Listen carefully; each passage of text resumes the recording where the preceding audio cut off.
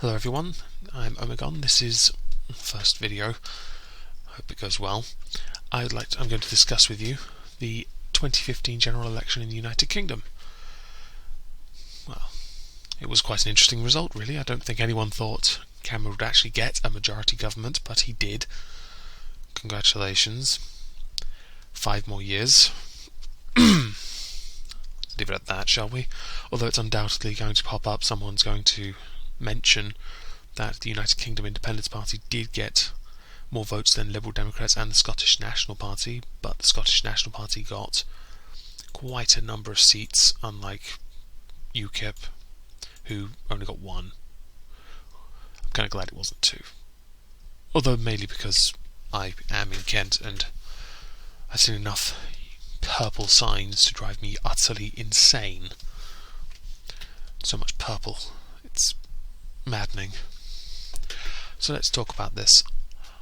Sturgeon holds as many seats, if not more, that the Liberal Democrats did last time, when they made a lot of promises to students. I was one of those students. I didn't vote for them, but they certainly had my interest when they mentioned the tuition fees, which I guess hasn't really hurt the government too much, because people still voted for the Tories, even though they were in a coalition. Although, that said, Liberal Democrats are, well, they have 10. Oh no, that's what Liberal Democrats had in Scotland. My mistake. I honestly didn't think Scotland had many Liberal MPs. Now they have even less. It's fascinating to see how it's going to be fascinating to see how David Cameron and Nicola Sturgeon get on, really, because she may have all those seats and want to have more power in voting on English laws, but then this will bring up the argument of you had a referendum and England couldn't vote on it, which is going to be as fascinating to watch as the proportionate representation discussion, which will undoubtedly pop up. It has to. It did last time with the Lib Dems, and they had as many seats as the Scottish National Party do now, which has switched dramatically because Lib Dems have 8 instead of 56. Scottish National Party held 6 and now have 56. Poor Clegg.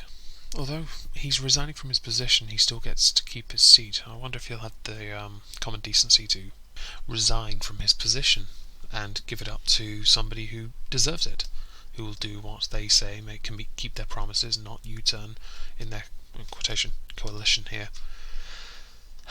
It's not too much to ask, really. I mean, it's not like he's not going to suffer.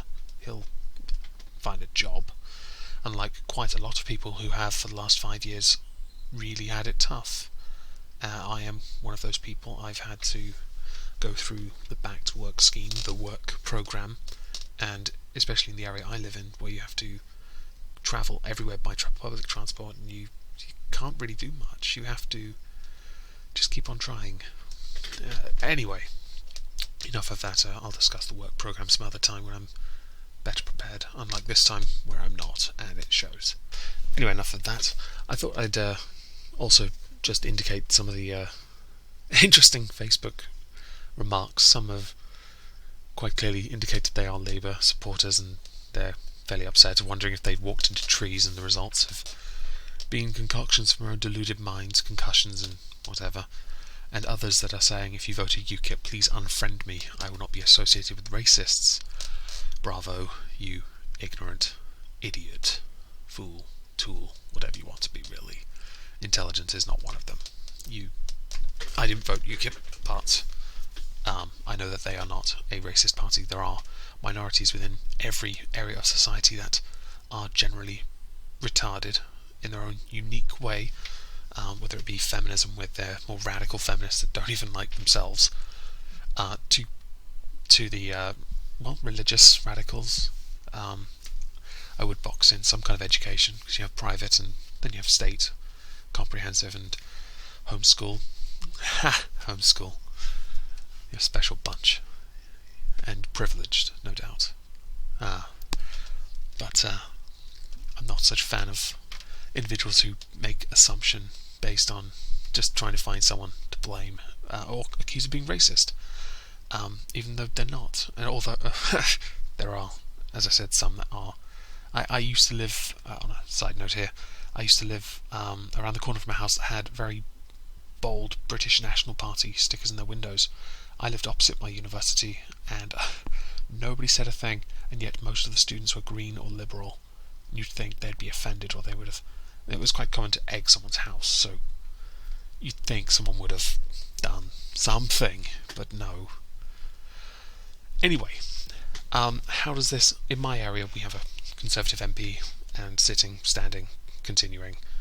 Should be interesting to see how it plays out, really, because, as I mentioned, having been unemployed for a long time, it's going to be interesting to see how they actually help those that are, say, over the age of 25, so no apprenticeships, because apparently over the age of 25 you are no longer considered capable of doing one, and families, because there are a growing number of people who are not in relationships, not married, don't have children, that are trying to make a way in life,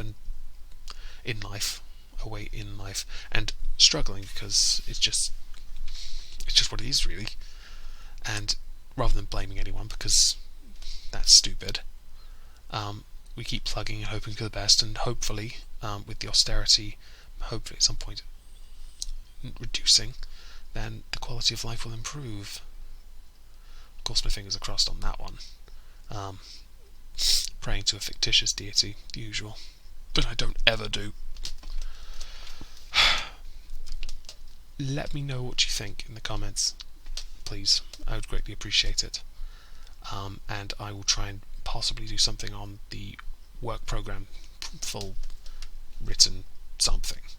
I'll actually try and put something together rather than gibbering on at 1:03 in the morning, because I have to stay awake